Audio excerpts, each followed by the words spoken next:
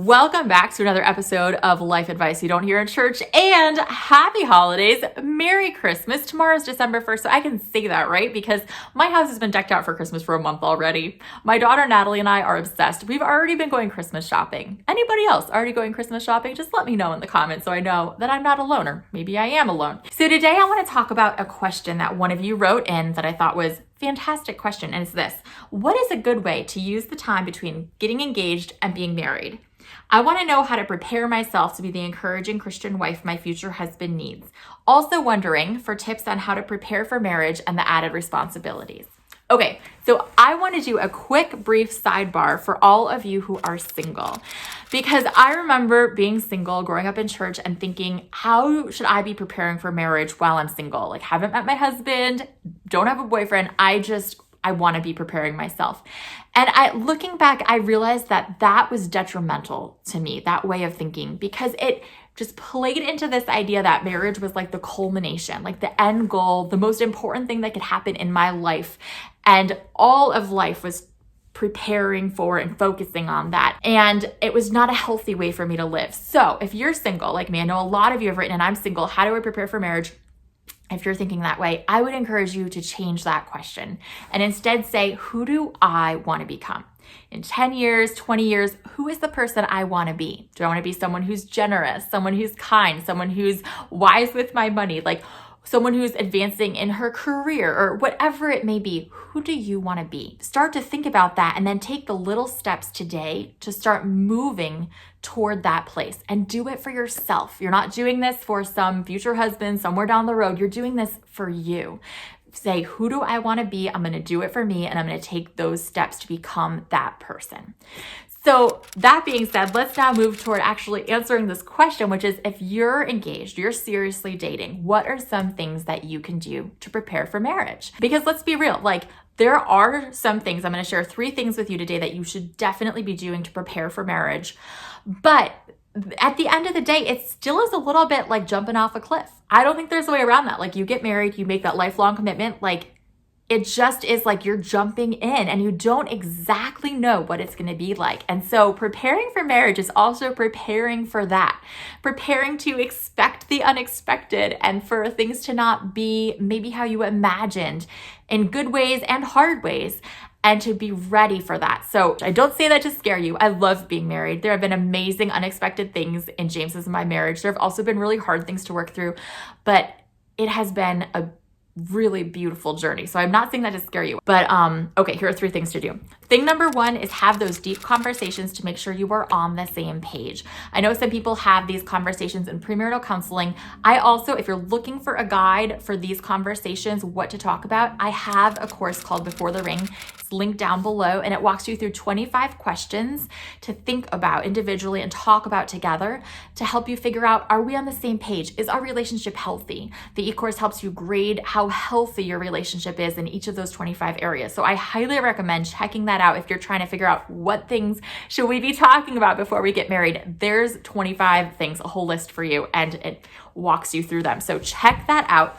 But you want to be having these conversations to make sure you're on the same page. It doesn't mean that you have to agree on everything, but that you're figuring out where you're both coming from. Like, do we want kids? What roles do we want to have? What are our expectations of each other in marriage? There's just a lot of stuff. How do we handle in-laws and boundaries and our families? So start having those conversations. Tip number 2 is practice negotiating. And there are kind of 2 steps to this tip. The first is being honest, and the second is compromising. Hopefully you're already being really honest with each other. But if you're not, you need to voice things that you're thinking and feeling. When you feel disappointed, when you feel hurt, when you feel angry or let down, you need to voice those things. And yes, voice the positive things too, but sometimes we have a really hard time voicing things that feel negative to us. And so there's this temptation to avoid confrontation and just sweep it all under the rug, just keep sweeping it and ignoring it. But you know what? There is no way to do that without it building up and exploding. And it will either explode all over you and your spouse in anger, or it will implode inwardly in depression. There is no way to sweep it all under the rug and have it disappear. That doesn't happen. So you need to start being honest if you haven't already. I'm hoping you already have, but doesn't mean you have to say something about every little thing. You can say, I think that's okay to let slide for now, or if it happens again, I'll bring it up. But make sure you're routinely, regularly being honest about your thoughts and feelings for the health of your relationship and your marriage.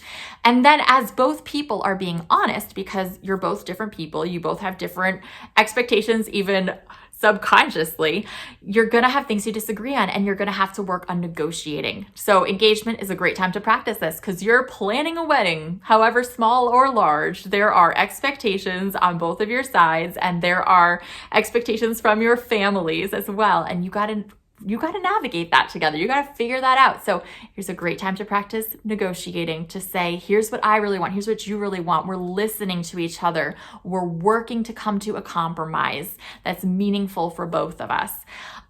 That is the stuff of marriage. That's the building blocks of marriage. You are going to be doing that over and over throughout your marriage with so many situations. So you want to know, can we negotiate like this? Can we have hard conversations in a healthy way without tearing each other down and calling each other mean names and yelling at each other and losing our mind? Like, can we do this in a healthy way? So practice negotiating now. And the third and final tip is this: learn to be flexible. Like I said, marriage is about expecting the unexpected, that you're going to both go into it, even after having all the really important conversations to have. There will still be times when you have these expectations that you didn't even know you had until they go unmet. And you're like, why is this not going how I thought it would? Like, two examples in our lives. One is James always thought I would use a spatula to scrape out the rest of the yogurt after I finished the container.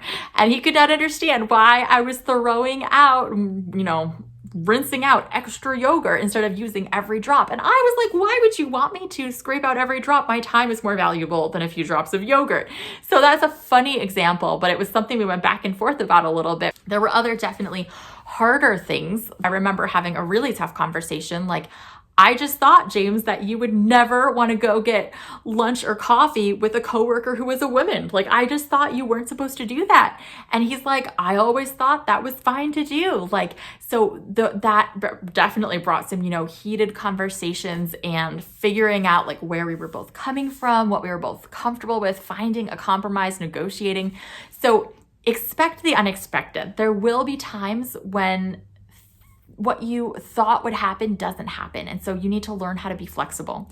For those of you 8-type personalities like me, God is going to use this in your life to help you become more flexible as a person. So just start working on that now. Notice what helps you bend instead of break what in those moments, and start learning to practice that. So I'd love you all. Comment anything you'd add to those tips. And now off for more Christmas shopping. Love you guys. Bye.